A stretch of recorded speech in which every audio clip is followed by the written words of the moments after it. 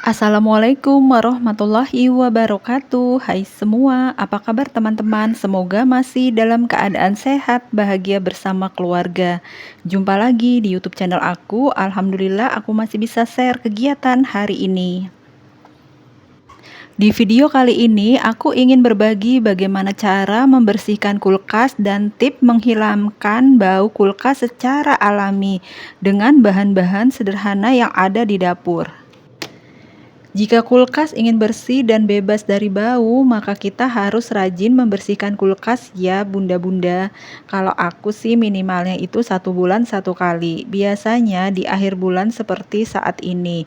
Simpanan stok makanan atau sayuran sudah mulai habis, jadi nggak repot ngeluarin banyak kotak-kotak food prep. Atau bisa juga 1 minggu 1 kali kalau memang kulkasnya sudah kotor. Nah, ini dia kondisi kulkas aku setelah 1 bulan tidak dibersihkan. Ini ada bekas bumbu-bumbu yang sudah kering atau bekas minuman dan makanan yang jatuh. Ada kalanya kulkas itu berbau busuk. Cara membersihkannya, kita keluarkan seluruh isi dari kulkas itu sendiri, kemudian kita periksa. Mungkin ada makanan yang sudah kadaluarsa atau yang sudah busuk. Nah, setelah semua kotak-kotak makanan dikeluarkan, jangan lupa kita keluarkan juga ambalan-ambalan yang ada di kulkas. Kita cuci satu persatu cukup dengan sabun pencuci piring. Jadi, hal yang paling pertama itu dan yang paling penting yang perlu kita lakukan untuk menghilangkan bau kulkas adalah membersihkan kulkas secara rutin. Sebab kalau misalkan kulkasnya itu bau busuk, itu bisa datang dari kulkasnya yang kotor atau jarang sekali dibersihkan. Sebaiknya untuk membersihkan kulkas kita harus hindari pembersih kimia karena dengan si odol atau soda kue juga bisa membersihkan noda-noda yang ada di dalam kulkas. Nah, untuk odol dan soda kue itu ataupun sitrun sangat aman sekali ya bunda-bunda.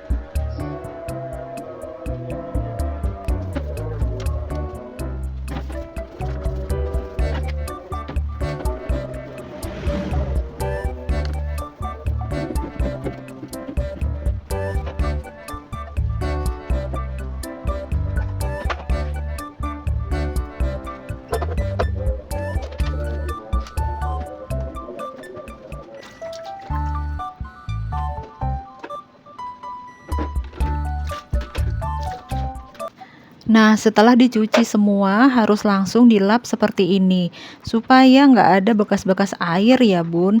Jadi nanti terlihat ada noda dan kacanya itu menjadi tidak jernih. Tapi jika selagi basah seperti ini terus kita lap langsung, maka tidak ada bekas-bekas noda air dan kacanya juga terlihat lebih cantik dan jernih.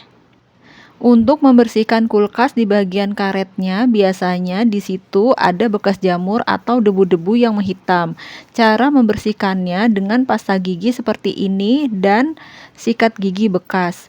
Sikat gigi ini lebih efektif dapat menjangkau bagian-bagian yang sulit di dalam karet kulkas itu sendiri. Karena dulu sudah aku pernah bersihkan, jadi karet kulkas ini lumayan masih bersih. Biasanya kalau karet kulkas yang sudah menghitam, si odolnya ini setelah dioleskan bisa kita diamkan beberapa saat baru kita gosok-gosok lagi seperti ini. Karena ini berbahan karet, jadi cocok sekali menggunakan si odol. Masalah bau di kulkas bisa juga disebabkan oleh kotoran-kotoran ini ya bunda-bunda. Karena karet yang sudah menjamur jadi akan menimbulkan bau. Karet kulkas ini sangat penting. Jika karet ini dipenuhi dengan kotoran, jadi karet ini tidak berfungsi dengan baik. Karena fungsi dari karet itu sendiri untuk membuat si kulkas ini tetap dingin. Jadi untuk mencegah udara yang di luar masuk ke dalam kulkas. Nah, setelah disikat-sikat, lalu kita lap dengan lap yang sedikit diberi air. Kita lap seperti ini. Jadi tidak terlalu basah ya bunda-bunda. Gunanya untuk mengangkat sisa-sisa kotoran. Kita ulangi beberapa kali sampai kotorannya terangkat dan kulkas menjadi bersih ya bunda-bunda. Setelah kulkas bagian bawah sudah bersih, kemudian lanjut aku membersihkan bagian atasnya atau bagian freezer kulkas. Nah, ini sama ya bunda-bunda, masalahnya itu di karetnya. Ini karetnya mulai berwarna gelap dan banyak sisa-sisa kotoran yang tertinggal di kulkas.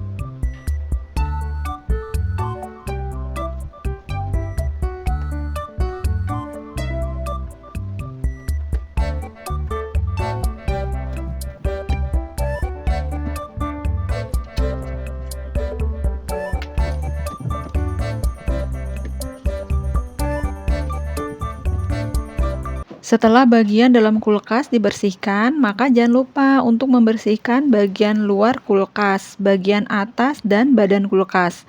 Nah, seperti di atas kulkas ini yang memang jarang dibersihkan, pastinya banyak debu yang menempel. Kemudian setelah benar-benar bersih, aku pasang kembali ambalan dan rak yang tadi sudah dicuci. Kalau persediaan air sedikit atau terbatas bisa juga dilap dengan lap basah. Walaupun tidak sebersih dengan kita mencucinya ya bunda.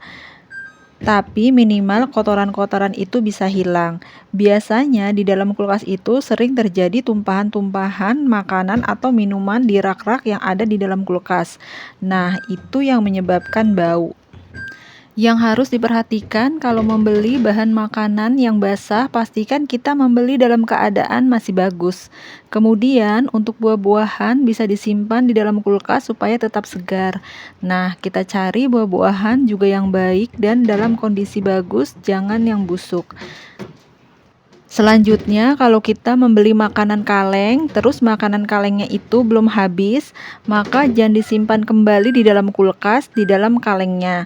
Kita pindahkan dulu ke wadah yang lain yang tutupnya rapat supaya kulkasnya itu tidak bau. Kita juga harus memisahkan makanan yang bau sama yang tidak, yang menimbulkan bau. Misalnya kita membeli duren, kita harus pisahkan ke dalam wadah yang benar-benar tertutup rapat. Selanjutnya kita perhatikan juga makanan mana yang kadaluarsanya cepat. Jadi itu duluan yang kita masak. Jangan lama-lama tinggal di dalam kulkas. Nah, ini sudah terlihat bersih dan rapi kulkasnya. Ini aku pasang kembali ambalan dan raknya. Untuk kulkas yang bau, aku ada tips cara menghilangkannya. Cara yang aku pakai adalah cara alami ya bunda-bunda. Yang pertama, aku pakai baking soda. Nah, nanti baking soda ini akan menyerap bau yang ada di dalam kulkas. Kita diamkan saja selama 24 jam atau semalaman, taruh di dalam mangkok. Nah, yang kedua dengan bubuk kopi. Ini kopi murni tanpa gula. Kegunaannya juga sama seperti baking soda untuk menghilangkan bau di dalam kulkas. Nah, demikian cara membersihkan kulkas dan tips menghilangkan bau pada kulkas secara alami. Terima kasih untuk bunda-bunda yang sudah mendukung dan nonton YouTube channel aku dari awal sampai akhir. Semoga kita sama-sama bisa berkembang di dunia per-YouTubean ini. Sampai jumpa. Assalamualaikum warahmatullahi wabarakatuh.